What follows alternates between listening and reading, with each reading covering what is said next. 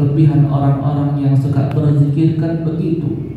Jangankan meleknya, meremnya, tidurnya, sampai tak bernafasnya pun dianggap berzikir. Falahum ajrun ghairu mamnun alladzi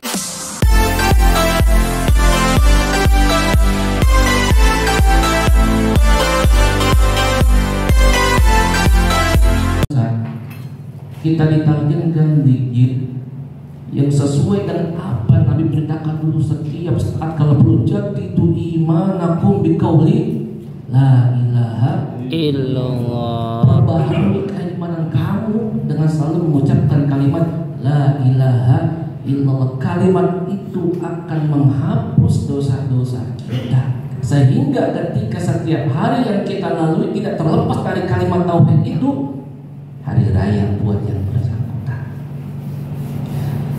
Tadi minimal saya punya anak, saya pondokin di daerah Jawa Tengah sana. Dia baru kelas 1 sanawiyah sekarang. Dia punya kewajiban dari gurunya, dari abah yainya, yang ternyata juga mursyid. Apa kewajibannya? Dia harus zikir kalimat la ilaha illallah sekian puluh untuk fida orang tuanya, la ilaha illallah di sekian puluh untuk fida dirinya, kemudian sekian puluh ribu lagi untuk fida guru-gurunya. Luar biasa itu manfaat kalimat la ilaha illallah. Apa itu fida? Tebusan.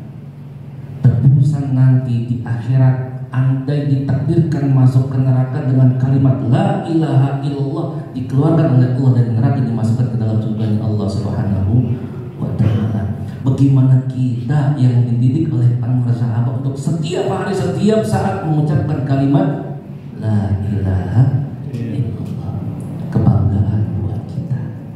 Makanya jangan sia-siakan itu, ya. Kullu yawmin yamurru 'alal insan la yaktabu 'alaihi dzambun. Ketika pada setiap saat kita tidak dicatat dosanya, Allah tutupi dosa-dosa kita. Saat itulah hari raya buat kita. Itu tidak mesti nanti atau kemarin bulan Syawal, tidak. Saat ini pun hari raya buat kita.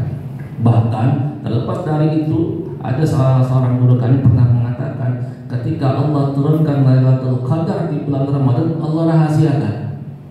Kenapa? Supaya kita setiap hari di bulan Ramadan itu ibadah dengan serius agar dapat yang namanya Lailatul Qadar. Tapi bagi para ikhwan, Lailatul Qadar tidak hanya ada di bulan Ramadan, tapi setiap malam bisa jadi Lailatul Qadar buat para ikhwan. Oleh karena jangan pernah lepas beribadah kepada Allah Subhanahu wa ta'ala setiap saat, setiap waktu. Karena bisa jadi pada saat malam-malam tertentu Allah turunkan malaikat untuk menjumpai kita. Dapatlah kita Lailatul Qadar. Ini pemahaman sufistik, ya, bukan pemahaman syariah. Ikhwan rahimakumullah. Yang kedua, kata Imam Anas bin Malik, dinamakan hari raya secara hakikat adalah al-yawm alladhi yakhruju fihi min ad-dunya bil iman wa syahadah wal ismati min kaidi syaitan. Orang bisa dinamakan berhari raya, enggak mesti hari raya Idul Fitri, Idul Adha, tapi ketika itu orang meninggal keluar dari dunia membawa keimanan yang penuh, keimanan yang sempurna, persaksian bahwasanya dia muslim sejati dan terbebas dari gangguan setan, orang itu berhak mendapatkan hari raya. Kaitannya sama kita seperti apa? Kalau kita baca kitab Jawahirat Ma'ani karangan Syekh Ahmad Jauhari. Jawahirat Ma'ani salah satu kitab manaqib Syekh Abdul Qadir Al-Jilani. Ada manaqib, ada apa macam-macam ya jenisnya. Ya, tadi itu manaqib Jawahirat Al-Ma'ani. Di sana ada kalimat wa kana muriduhu wa muhibbuhu radhiyallahu anhu hum su'ada fi dunya wal akhirah la yamutu ahaduhum illa ala taubatin shadiqah. Murid-muridnya Syekh Abdul Qadir Al-Jilani, para pecintanya Syekh Abdul Qadir Al-Jilani, mereka tidak akan mati, tidak akan meninggalkan dunia. Nanti ketika di dunia mereka tidak akan mati, melainkan dalam keadaan taubat yang sebenar-benarnya taubat.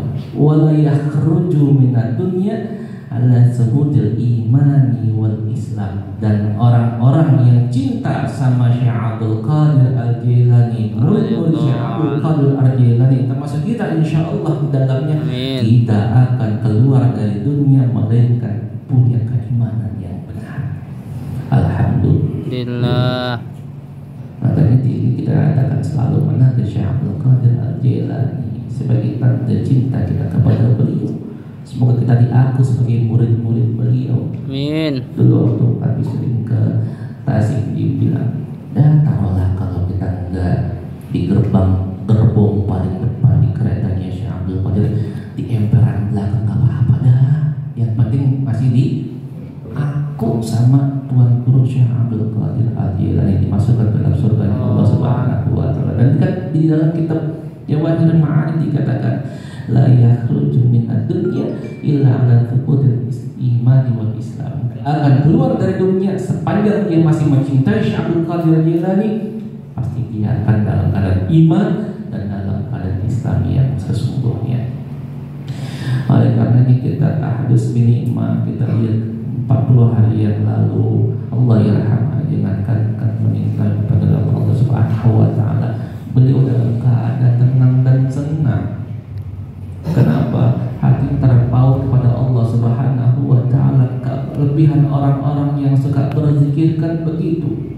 Jangankan meleknya, meremnya, tidurnya, sampai tak bernafasnya pun dianggap berzikir. Falahum ajrun ghairu mamnun alladzina yadhkurullaha qiyaman wa qu'udan wa 'ala junubihim. Orang-orang yang senantiasa berzikir kepada Allah, berdiri kayak rebahan, kayak duduk sampai dia tidur. Pas dia merem tuh kan kebiasaan kesehariannya, ketika sadar ya dia zikir, ketika dia merem dia senantiasa berzikir nilainya. Meninggal pun sama nilai berzikir. Saya nggak ada cerita dalam kitab Miftahul Falah wa Miftahul Arwah karangan Syekh Abdul Al-Sakandari, ada ulama yang meninggal dunia kemudian pengen ditalkin sama ulama yang masih hidup, sama ustaz yang masih hidup. Ada suara dengar, ye, orang mati mau nangkinin orang hidup, orang mati mau nangkinin orang hidup. Yang di kuburan ngomong begitu, yang mati mau nangkinin hidup, padahal di atas orang hidup secara lahir. Tapi kenapa dibilangin orang mati yang dalam kubur?